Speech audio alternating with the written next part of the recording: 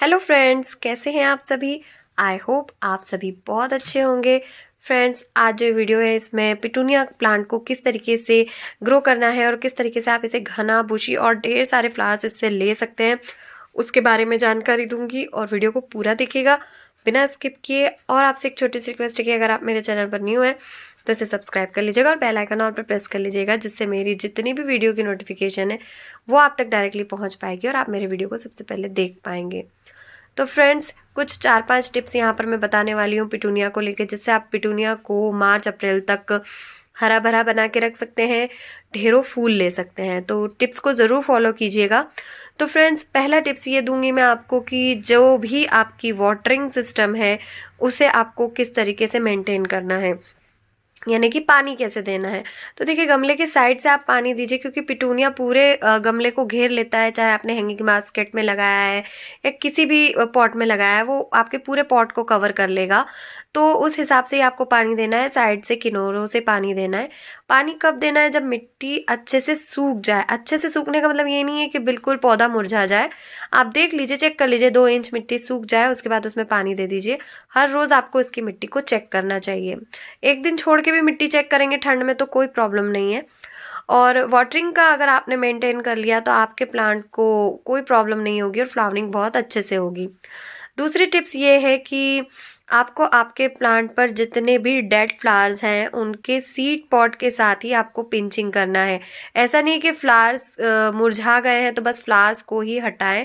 देखिए, यहाँ पर मैं आपको मिट्टी बता रही हूँ कितनी ड्राई है। तो इसके बाद भी मैंने आज इसमें पानी नहीं दिया है, अब क्योंकि विंटर है तो अब जो ज़्यादा गहराई में मिट्टी होती है ना वो तो गीली होती है, इसलिए मैंने नहीं दिया। हल्की सी नमी है मिट्टी में और अब मैं कल पानी दूंगी।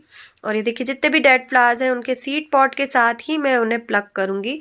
बिल्कुल आपको सीड पॉट नहीं छोड़ना है प्लांट पर, वरना प्लांट की ज़्यादातर एनर्जी वो सीड बनाने में ही लगा देगा और नए फ्लावर्स प्रोड्यूस नहीं हो पाएंगे। पौधा आपका घना नहीं हो पाएगा, घने फ्लावर्स आप नहीं पा पाएंगे।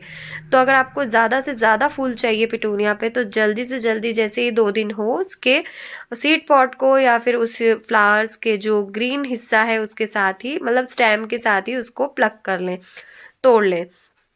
तो इस तरीके से देखिए, मैं यहाँ पर सारे फ्लावर्स और उनके सीड पॉट भी तोड़ रही हूँ, क्योंकि मुझे अभी थोड़े समय से फुर्सत नहीं मिली थी इनको प्लग करने की। तो बहुत सारे इकट्ठे हो गए थे और उस वजह से इनमें फ्लावरिंग में इफेक्ट हो रहा था। और लेगी लेगी ब्रांचेस देखिए, थोड़ी सी लेगी ब्रांचेस होने लगी। अब इससे ज़्यादा मैं लेगी नहीं होने दूंगी, मुझे इसे बुशी बनाना है।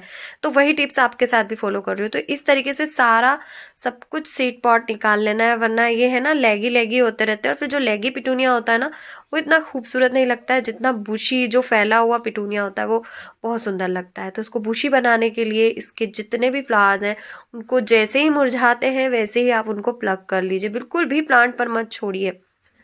और देखिए, यहाँ पर मैंने जो ये काम शुरू किया उसके बाद इसमें बहुत अच्छे से ग्रोथ होना स्टार्ट हो गई है। अब ये देखिए, लेगी लेगी होने लग रहा है ना, देख ऊपर इनकी 2-3 ब्रांचेस आने लगी है। तो जब नीचे सीड पॉट छूट जाते हैं ना तो ये अपनी ग्रोथ को आगे बढ़ा देते हैं, और हमें आगे बढ़ा करके नहीं करना है। अब हमें इसको ऐसे ही, जैसे ही फ्लावर मुरझाएगा वैसे ही प्लग कर लेना है।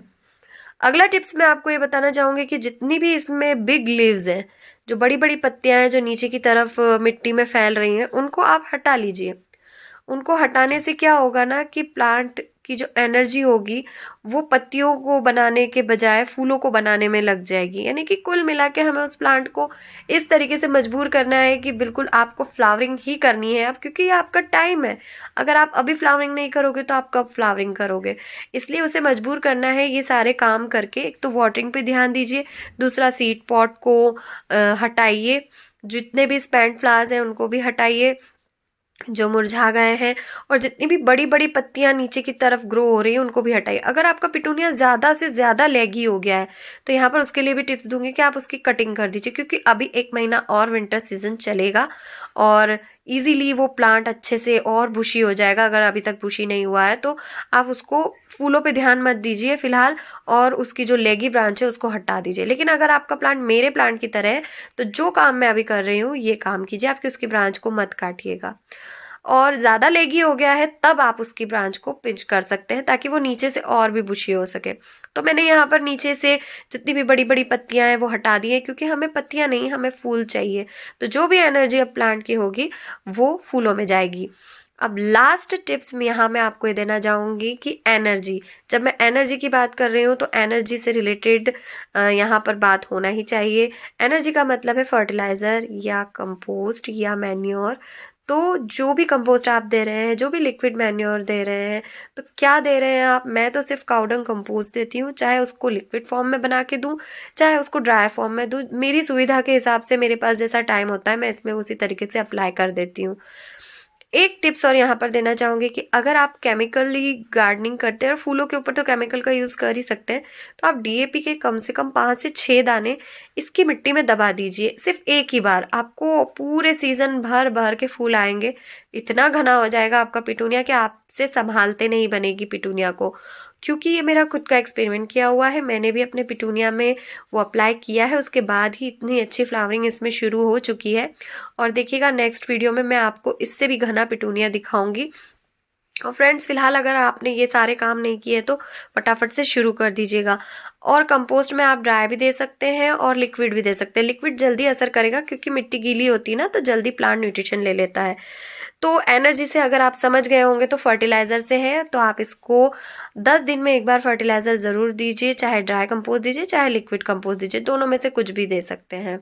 अब इससे रिलेटेड अगर आपको मुझसे और कोई क्वेश्चन पूछना है तो कमेंट बॉक्स में कमेंट करके पूछ सकते हैं। कुछ बात रह गई हो, अगर आपको समझ में ना आई हो तो ज़रूर पूछिएगा। आप मुझे इंस्टाग्राम पे भी फॉलो कर सकते हैं, वहाँ भी मैं आपके क्वेश्चन के आंसर ज़रूर करूँगी। आई होप आज का ये वीडियो आपको पसंद आया होगा। पसंद आया तो वीडियो को लाइक कीजिएगा, शेयर कीजिएगा। मेरे चैनल पर न्यू है तो सब्सक्राइब ज़रूर कीजिएगा।